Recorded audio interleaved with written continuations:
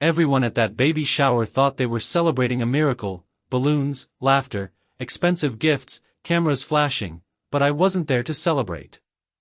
I was there because someone had invited me on purpose. Someone wanted me to see what my wife had been hiding for years. As she stood in the center of the room, glowing with happiness, every guest believed she was the perfect wife, carrying our first child. They smiled at me, congratulated me, called me the luckiest husband alive. But I wasn't smiling. Because before I walked into that house, I had already opened a sealed envelope containing DNA records, bank transfers, hidden photos, and one handwritten note that changed everything. The baby isn't yours. In that single moment, the baby shower stopped feeling like a celebration. It became a crime scene. Every laugh sounded fake. Every hug felt rehearsed. Every person in that room suddenly looked like a suspect. Then I walked up to my wife, leaned close enough that only she could hear me, and whispered 5 words. "I'm leaving. It's all over." Her smile disappeared instantly. The color drained from her face. The room was still celebrating, completely unaware that the perfect family they were applauding was about to collapse in front of their eyes. What none of them knew was that this wasn't revenge. This was karma, arriving exactly on time. And before this night was over, every single person who helped betray me would pay a price they never saw coming. The invitation arrived on a quiet Tuesday afternoon. It wasn't mailed to our house. It wasn't sent to my wife. It was addressed only to me. A cream-colored envelope rested on my office desk, tucked beneath a stack of contracts my assistant had brought in that morning. My name was written in elegant black ink, but there was no return address, no stamp, and no clue who had delivered it. I frowned as I turned it over in my hands. Who still sent handwrit? And invitations? I slid a finger beneath the flap and unfolded a thick card. Join us in celebrating the upcoming arrival of baby Carter. Saturday. 2 o'clock. At my mother-in-law's estate. I stared at the words. Baby shower? I hadn't heard a single thing about a baby shower. Not from my wife. Not from her family. Not from anyone. That didn't make sense. Emily and I had been married for 6 years. She was 4 months pregnant with what everyone believed was our first child. Planning something this important without even mentioning it to me? That wasn't like her. At least, that wasn't like the woman I thought I'd married. For a long moment, I simply sat there, staring out the window of my office. 30 floors below, downtown Chicago moved as if nothing in the world could stop it. Cars rushed through intersections. People hurried along sidewalks.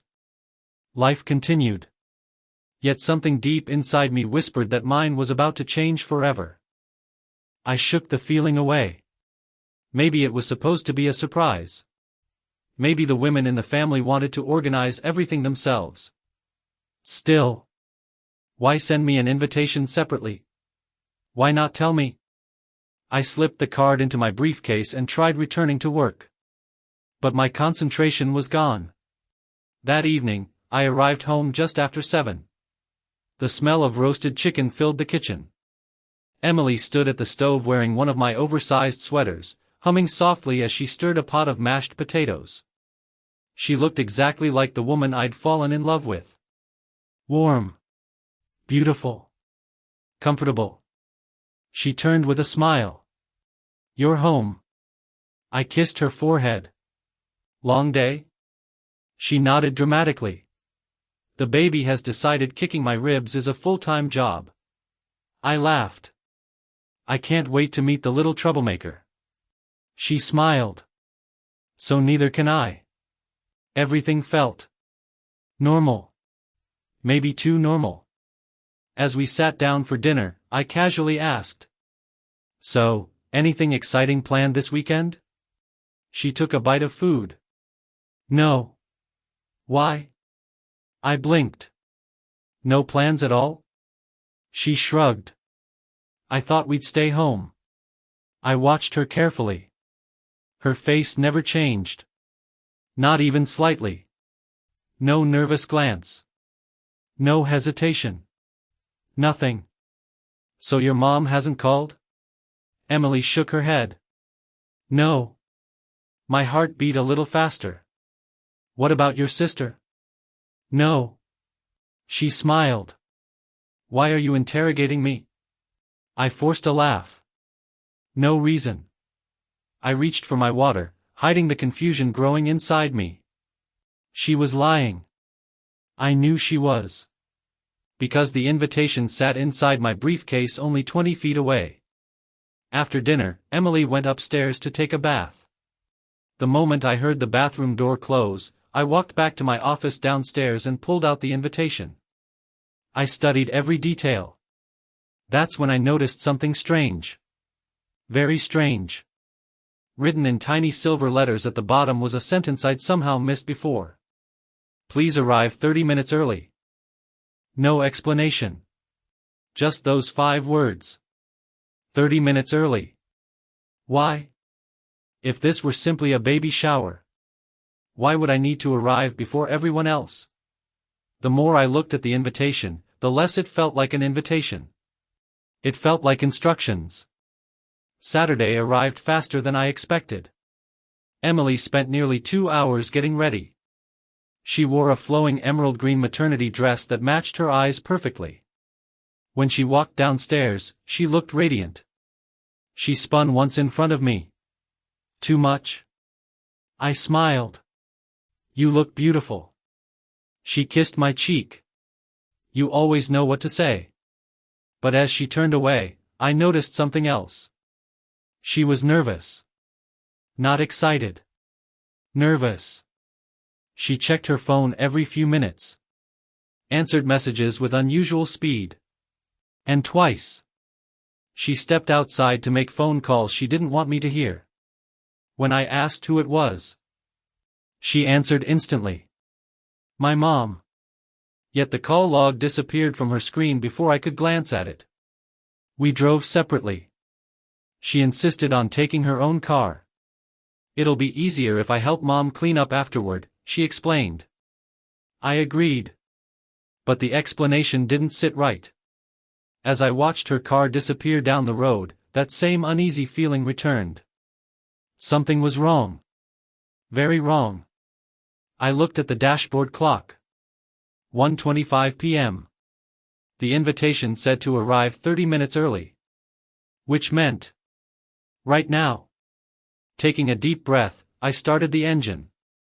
I had no idea that before the afternoon was over, one stranger would place a sealed envelope into my hands. And everything I believed about my marriage would begin to fall apart. I reached my mother-in-law's estate exactly 30 minutes before the official start of the baby shower. The massive white mansion looked like something out of a luxury magazine. Fresh flowers lined the driveway, white and gold balloons framed the entrance, and workers hurried across the lawn carrying tables covered with expensive decorations. Everything looked perfect. Too perfect. I parked near the back of the property and glanced at my watch. 1:30 p.m.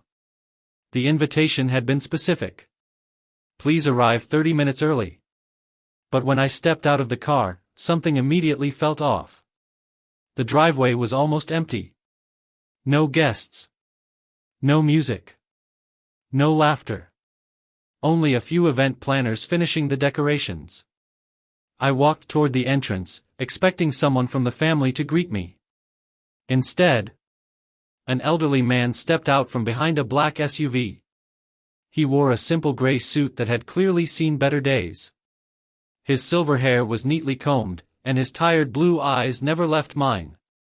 He wasn't smiling. He wasn't celebrating. He looked worried. Mr. Carter? He asked quietly. Yes. He nodded once. I've been waiting for you. A strange chill ran down my spine. Do I know you? No. Then why W? Are you waiting for me? He glanced toward the house before lowering his voice. Because you're running out of time. I frowned. What does that mean? Without answering, he reached inside his jacket and pulled out a thick brown envelope sealed with red tape. He held it toward me. This belongs to you. I didn't take it. Who sent you? I can't tell you. What is it? The truth. His answer made my stomach tighten. I don't understand. You will. He looked directly into my eyes. But once you open this, your life will never be the same. Silence settled between us. I searched his face for any sign that this was some kind of joke. There wasn't one. His expression carried something much heavier. Regret. I don't have much time, he continued. If anyone sees me talking to you, they'll know. They? He ignored the question. Promise me one thing. I crossed my arms. What? Don't open that envelope inside the house. I stared at him. Why? Because if you do, they'll destroy the evidence. The words hit me harder than I expected. Evidence? Evidence of what? Before I could ask another question, the man placed the envelope firmly into my hands. Then he turned around and walked toward the street. Wait! He didn't stop. Who are you? Still walking, he answered without looking back. Someone who couldn't stay silent anymore. Within seconds, he disappeared around the corner. I stood there alone, holding an envelope that suddenly felt as heavy as a brick. My heartbeat echoed in my ears. I looked toward the mansion. Everything outside appeared normal. Workers laughed while arranging flower arrangements. A catering truck unloaded trays of expensive food. Inside, I could hear women talking and music beginning to play. It looked like any other baby shower. Yet the envelope in my hand suggested something entirely different. I walked back to my car, locked the doors, and placed the envelope on the passenger seat. For nearly 2 minutes, I simply stared at it. Every instinct told me not to open it. But another voice inside me whispered, if you don't, you'll regret it forever. Slowly, I peeled away the red seal. Inside were several items. A stack of photographs. Copies of bank statements. Medical documents. And one folded handwritten letter. My hands trembled as I unfolded the first photograph. The image showed Emily. She wasn't alone. She was embracing another man outside a downtown hotel. Not a friendly hug. Not a casual greeting. A kiss. A long, intimate kiss. The date printed in the corner froze my blood. It had been taken 3 months after our 5th wedding anniversary. The same week Emily claimed she was visiting her sick aunt. I swallowed hard. No. I flipped to the next photo. The same man. Different location. His apartment building. Emily entering through the front door late at night. The timestamp read 11:47 p.m. Another picture. They were holding hands. Laughing. Looking happier than I had seen my wife in months. Each photo felt like another knife twisting deeper into my chest. Then I reached the bank statements. More than $180,000 had quietly disappeared from our joint investment account over the past 18 months. The transfers all went to a company I had never heard of. The account holder's name made my hands go numb. Daniel Hayes. I had never met him. But I had just seen his face in the photographs. My breathing became uneven. This can't be real. Then I opened the medical report. It wasn't Emily's. It was Daniel's. Attached to it was a laboratory request for a confidential DNA comparison. No results. Just the request. My heart pounded harder than ever. DNA? Why would another man's DNA be connected to my wife's pregnancy? Finally, I unfolded the handwritten note. There was no signature. Only one sentence written in black ink. The child she's celebrating today isn't yours, and everyone inside already knows except you. I read it again. And again. The words blurred as tears filled my eyes. No. This had to be a lie. Someone was trying to destroy my marriage. Someone had fabricated everything. Hadn't they? I looked toward the mansion one more time. Guests had started arriving. Cars lined the driveway. Laughter drifted through the open windows. Everyone inside believed they were attending a joyful celebration. But for me, the celebration had already become something much darker. And I was about to walk into that house carrying a secret that could destroy every smile in the room. I sat in my car for nearly 10 minutes, unable to move. The envelope lay open beside me. The photographs. The bank records. The medical documents.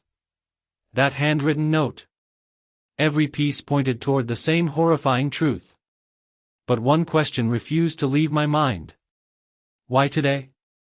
If someone wanted me to know the truth, why wait until the day of the baby shower? Why not weeks ago? Why not months ago? There had to be a reason. I wiped my eyes, folded every document back into the envelope, and locked it inside my briefcase. If these papers were real, I couldn't let anyone get their hands on them. Not yet. I needed answers. And I was going to get them face to face. The moment I stepped through the front door, cheerful music filled the air. The living room had been transformed into a luxury event hall. White roses covered every table. Gold balloons floated near the ceiling. A huge banner stretched across the fireplace. Welcome, baby Carter. Nearly 50 guests laughed, talked, and posed for photographs. Crystal glasses clinked together. Servers carried trays of desserts. Everyone looked happy. Everyone. Except me. My mother-in-law, Linda, spotted me almost immediately. Here he is, she announced loudly. The proud daddy finally made it. The room burst into applause. People smiled. Several guests congratulated me as I forced a polite smile. Inside, I felt completely numb. Linda hugged me tightly. You look pale. I'm fine. You sure? Long week at work. She nodded but kept studying my face. For just a second, I noticed something strange. Relief. Not concern. Almost as if she had been worried I wouldn't show up. Then she quickly looked away. Across the room stood Emily. She was surrounded by friends, opening tiny baby gifts while everyone admired the decorations. She looked radiant. The emerald green dress shimmered beneath the lights. When our eyes met, she smiled exactly the way she always had. Warm. Loving. Trusting. For one painful second, I wanted to believe the envelope had been a lie. I wanted to walk over, hug my wife, and throw those documents into the fireplace. But then, I remembered the photographs. The kiss. The bank transfers. The note. And the smile I was looking at no longer felt real. Emily walked toward me. You made it. She wrapped her arms around me. Normally, I would have hugged her back immediately. This time, my arms stayed at my sides. She pulled away slowly. Is everything okay? I forced a small nod. Just tired. She searched my face. You've never looked at me like that before. Before I could answer, one of her friends interrupted. Emily. Come on. We need another picture. Emily smiled again. I'll be right back. As she walked away, she glanced over her shoulder twice. She knew something had changed. She just didn't know what. Yet. An hour passed. Games began. Guests laughed as they guessed the baby's name and competed in baby-themed contests. I barely heard any of it. Instead, I watched people. And once I started watching, I noticed things I had never seen before. Emily's younger sister kept checking her phone every few minutes before nervously looking toward me. My father-in-law refused to make eye contact whenever we crossed paths. Linda whispered to two women in the kitchen. The moment I entered, their conversation stopped. One guest accidentally said, "He still doesn't know," before another woman quickly interrupted her. Everyone suddenly changed the subject. A cold knot tightened in my stomach. The anonymous note echoed inside my mind. Everyone inside already knows except you. Was it true?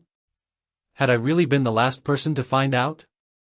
Then I saw him, standing near the back patio. A tall man in his late 30s. Dark blue suit. Confident smile. Expensive watch. He wasn't talking to many people. But every few minutes, his eyes drifted toward Emily. And every single time, Emily looked back. Not for long. Just a second. Long enough to exchange silent smiles. Long enough for my heart to sink. I had seen that face BF. Or, I didn't need another look. It was the same man from the photographs. Daniel Hayes. The man who had received $180,000 from our account. The man who had kissed my wife. The man whose name appeared on the DNA paperwork. He wasn't hiding. He was standing in the middle of the party. As if he belonged there. I walked toward him. Each step felt heavier than the last. Before I could reach him, Linda suddenly appeared in front of me. "Oh, sweetheart," she said nervously. "Could you help me move a few gift boxes?" I looked past her. Daniel was already walking away toward the backyard. "No." Linda blinked. "What?" I said no. Her smile faltered. "It's only going to take a minute. I'm busy." For the first time in 6 years, I had spoken to my mother-in-law with a coldness she had never heard before. She stepped aside without another word. By the time I reached the patio doors, Daniel was gone. I searched the backyard. Nothing. The parking area. Nothing. Then I noticed a black luxury sedan slowly pulling away from the estate. Daniel sat behind the wheel.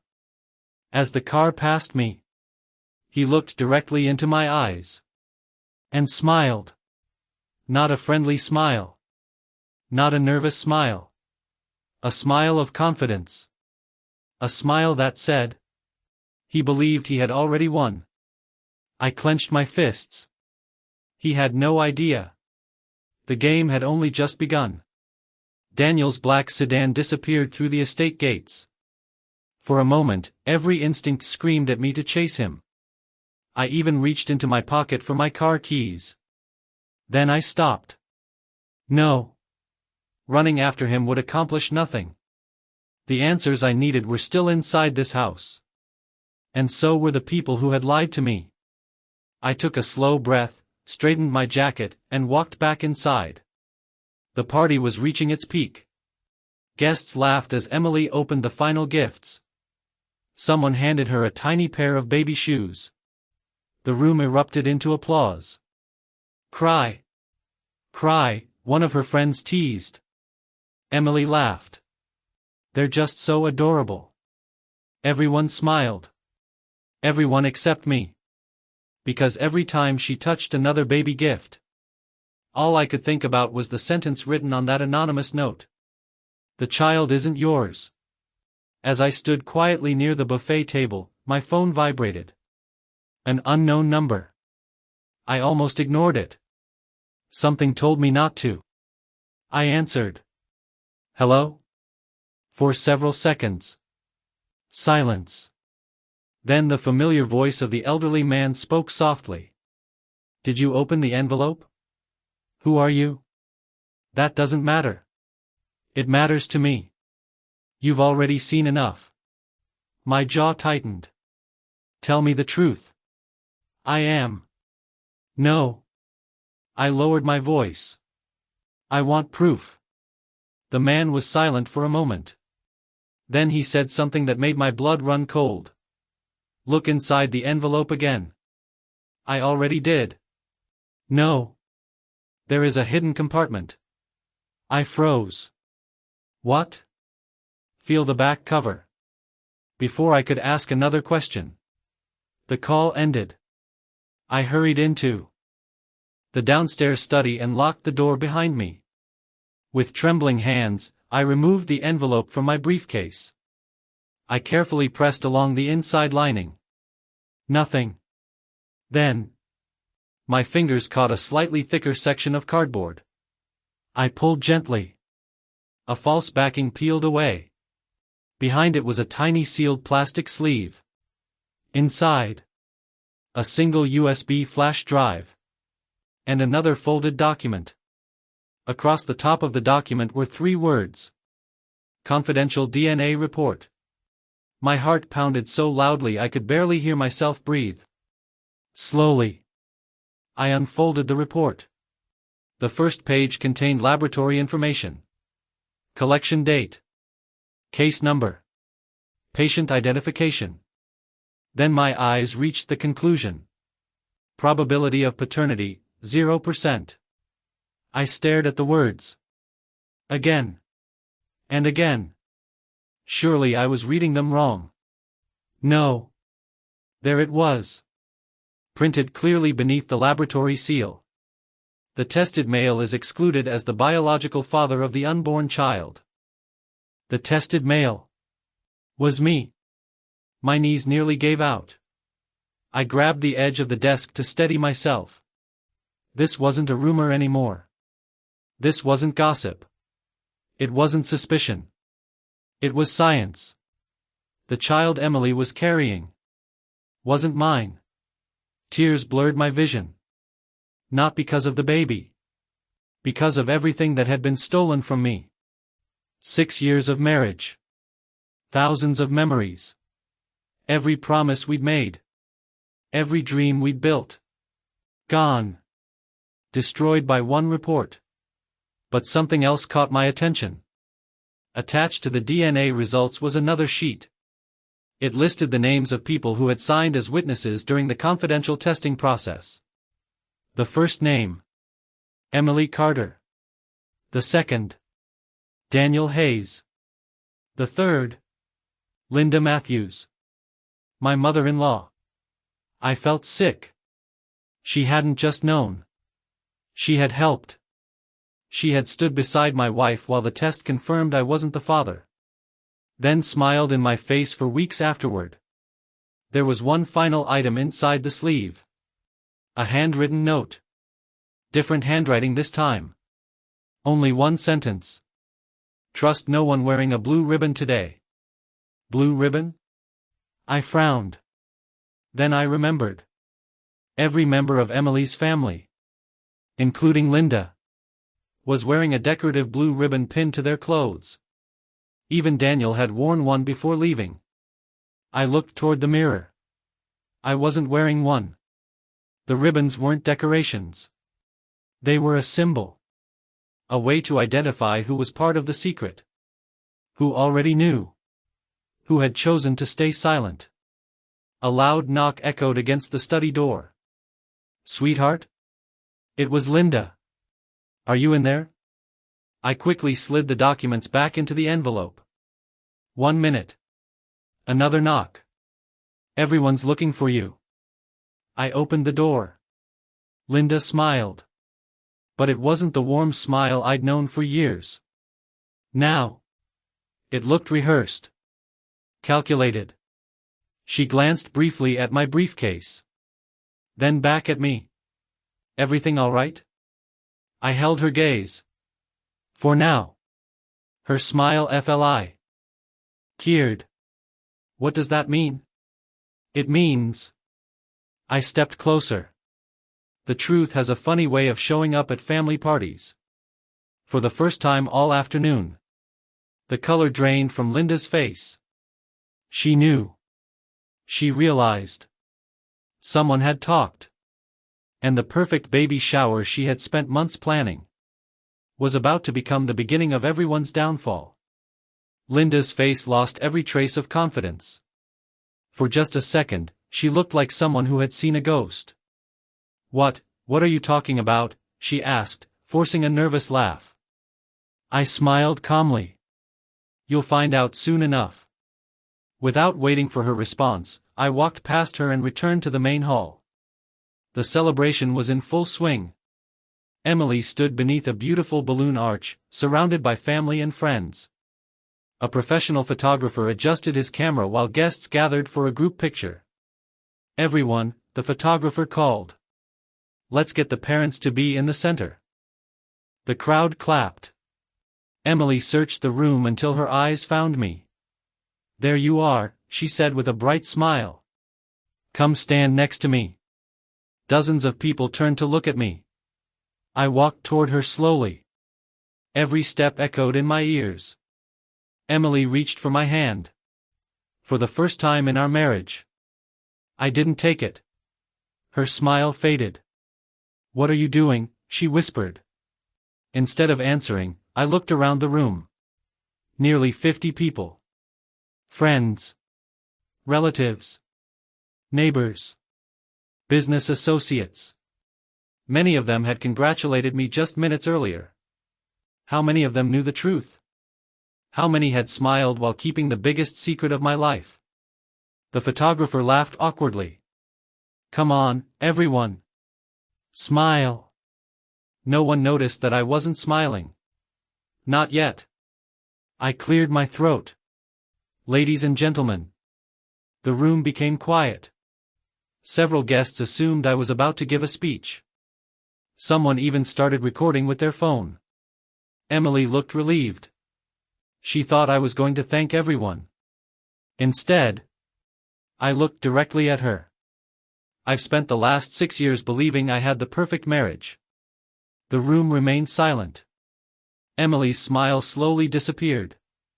I believed my wife loved me. She swallowed hard. I believed this baby was ours. A ripple of confusion spread through the guests. Linda took one nervous step forward. Honey. I raised a hand without looking at her. I'm not finished. She stopped immediately. I reached into my briefcase. Emily's eyes widened. No. She whispered so quietly that almost no one heard. I removed the stack of photographs. Then I held up the first one. The picture of Emily kissing Daniel outside the hotel. Gasps echoed across the room. Someone dropped a champagne glass. It shattered against the marble floor. Emily's face turned white. What, where did you get that? I didn't answer. Instead, I showed the second photograph. Then the third. Each image revealed another lie. An oath. Her secret. Another betrayal. The room was completely silent now. Guests looked from the photographs to Emily. Then back to me. No. Emily cried. That's not what it looks like. I finally spoke. Then tell everyone what it is. She opened her mouth. Nothing came out. Linda rushed forward. Stop this right now. I looked at her calmly. Why? Because you're embarrassing my daughter. I almost laughed. Embarrassing her? I pulled another document from the envelope. What about embarrassing me? I held up the bank statements. Would anyone here like to explain why $180,000 disappeared from my account into Daniel Hayes' company? The room exploded with whispers. Guests stared at Linda. Then at Emily. Neither of them spoke. I continued. And while we're asking questions, I slowly unfolded the DNA report. Emily's knees buckled. She grabbed the back of a chair to keep from falling. She knew exactly what I was holding. No, she whispered. Please. Tears streamed down her face. Don't. I looked into her eyes one last time. You had every opportunity to tell me the truth. She broke down completely. I was going to. When? I asked quietly. After the baby was born? She couldn't answer. I raised the laboratory report high enough for everyone to see. My wife spent months allowing me to believe I was becoming a father. My voice remained calm. But according to this certified DNA report. I paused. Every person in the room held their breath. I am not the biological father of the child she's carrying. The silence that followed was deafening. One elderly woman covered her mouth. Another guest whispered, "Oh my God." Several people slowly backed away from Emily. The photographer quietly lowered his camera. No one wanted another picture. The celebration was over. Then, from the back of the room, a familiar voice spoke. "So?" Everyone turned toward the entrance.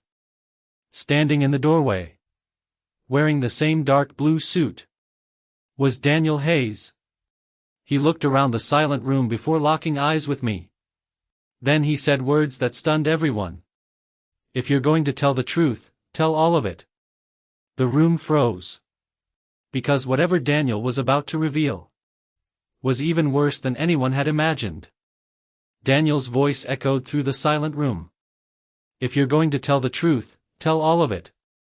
Every head turned toward the entrance. He walked inside without hesitation, as if he belonged there. Emily looked horrified. "What are you doing here?" she cried. "I told you not to come." Daniel ignored her. His eyes remained fixed on me. "I think he deserves the complete story." Linda stepped between us. "Daniel, leave. Right now." "No." His answer was calm. "But you promised." "I promised to protect myself." He pulled a thick envelope from inside his jacket. "I never promise to protect any of you." Linda's face went pale. Emily began shaking her head. "No." Daniel slowly walked to the center of the room. "You all blamed me."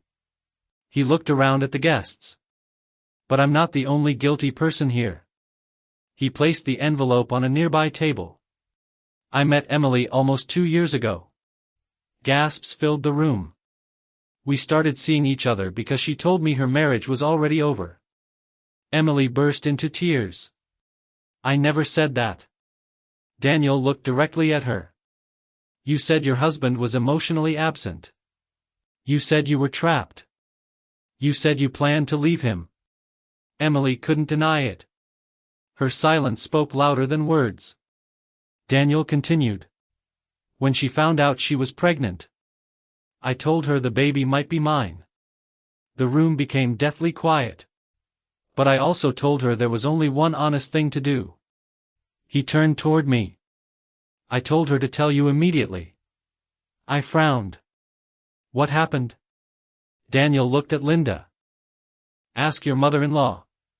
Every eye shifted toward Linda. She froze. Daniel interrupted. "It wasn't Emily who decided to keep lying. It was Linda." Linda's lips trembled. "That's a lie." "No." Daniel opened his envelope. Inside were printed text messages. Hundreds of them. He held several pages up for everyone to see. I kept every message. He handed the stack to one of the guests. The woman read aloud. "Linda, he has money. If he believes the baby is his, your future is secure." Another message. "Linda, don't tell him until after the birth. Once he's emotionally attached, he'll never leave." Another. "Linda, Daniel doesn't have what you need. Your husband does." The room erupted. Guests stared at Linda in disbelief. Emily collapsed into a chair, sobbing uncontrollably. I felt my entire body go numb. The affair had been devastating. But this was something far darker. It wasn't just betrayal. It had been planned. Calculated. Every hug. Every ultrasound appointment. Every excited conversation about baby names. Every nursery purchase. Every smile. It had all been part of a lie designed to keep me paying the bills while another man's child grew inside my wife. I slowly looked at Linda. "For 6 months." I said quietly. You watched me build a nursery. She couldn't look at me. You watched me buy baby clothes. Silence. You watched me tell my parents they were finally becoming grandparents. Still nothing. My voice cracked for the first time. And you said nothing. Tears rolled down Linda's face. I thought. I shook my head.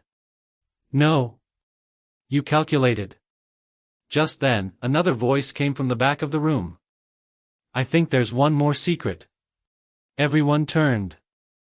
It was the elderly man who had given me the envelope. He stepped inside carrying a small locked metal box. I worked as the accountant for the Matthews family for 18 years. Linda's eyes widened. You? He nodded. Yes. I resigned 6 months ago. Because I discovered something I couldn't ignore anymore. He placed the metal box on the table.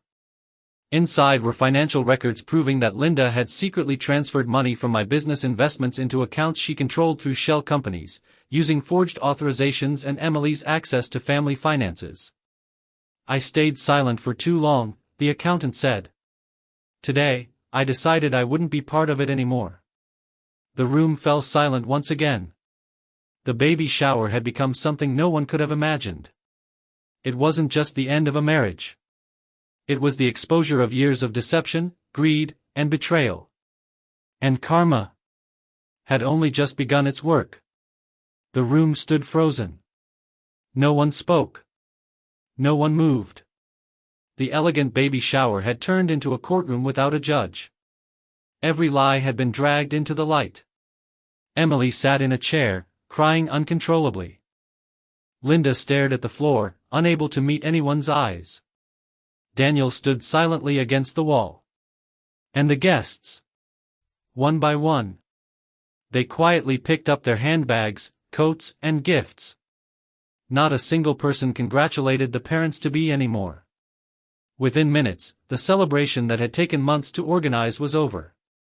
The only sounds left were Emily's sobs and the ticking of the antique grandfather clock in the hallway.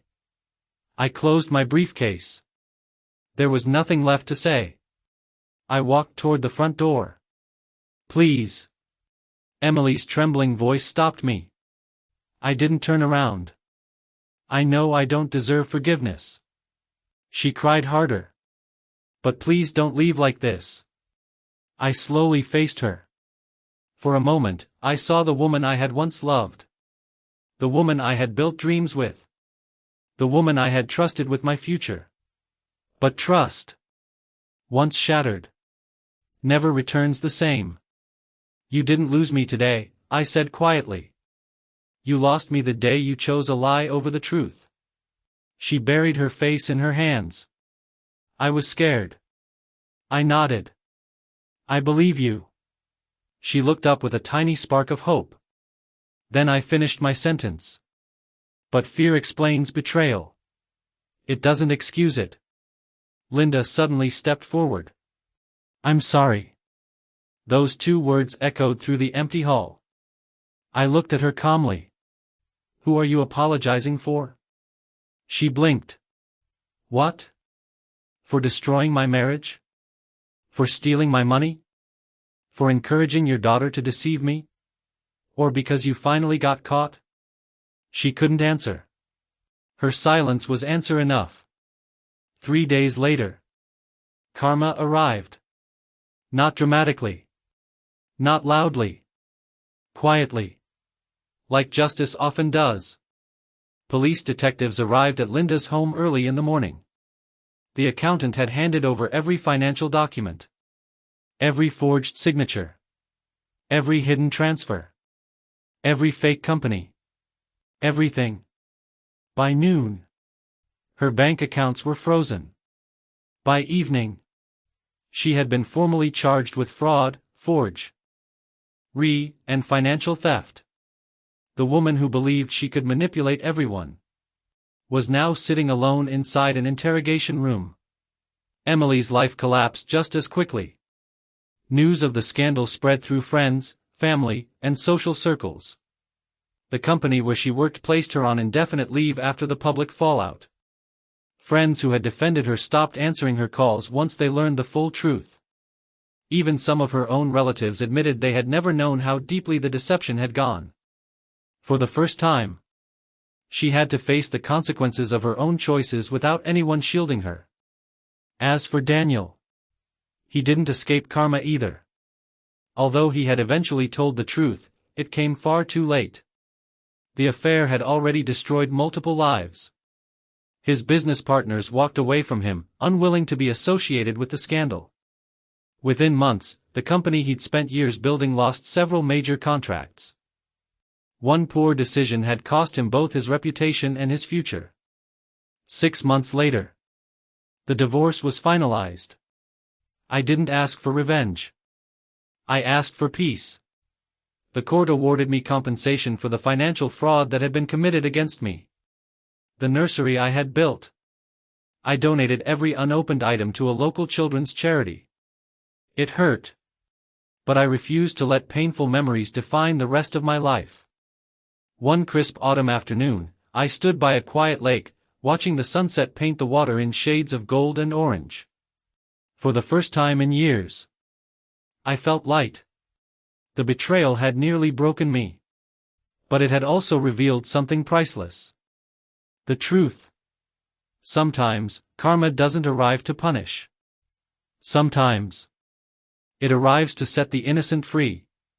And as I turned and walked toward my car, leaving the past behind, I realized something that no lie could ever take away. A life built on honesty may bend under betrayal, but it never stays broken. 1 year later, I barely recognized the man staring back at me in the mirror. Not because I looked different, but because I finally looked peaceful. The dark circles beneath my eyes were gone. The constant weight on my shoulders had disappeared. For the first time in years, I woke up without wondering whether the person beside me was lying. The betrayal had ended. So had the pain. On a quiet Friday morning, I received an unexpected phone call. It was my attorney. "Good news," he said. "The civil case is over." I leaned back in my chair. "And?" "The judge ruled completely in your favor." I closed my eyes. After months of investigations, financial audits, and court hearings, every hidden account connected to Linda had been traced. The money stolen from my investments was being returned. Every dollar. Along with additional damages awarded by the court. I wasn't happy because of the money. Money could never replace 6 years of trust. But justice. Justice mattered. A week later, curiosity led me to drive past the Matthews estate. The mansion that had once hosted the extravagant baby shower looked nothing like it had before. The balloons were gone. The luxury cars were gone. The gardeners were gone. A large real estate sign stood in the front yard. For sale. The house had been seized and sold to cover debts, legal penalties, and unpaid loans. The place where everyone had celebrated a lie now stood empty. I sat in my car for a moment, then quietly drove away. Some chapters don't need a final conversation. Silence is enough. Emily wrote to me several times during that year.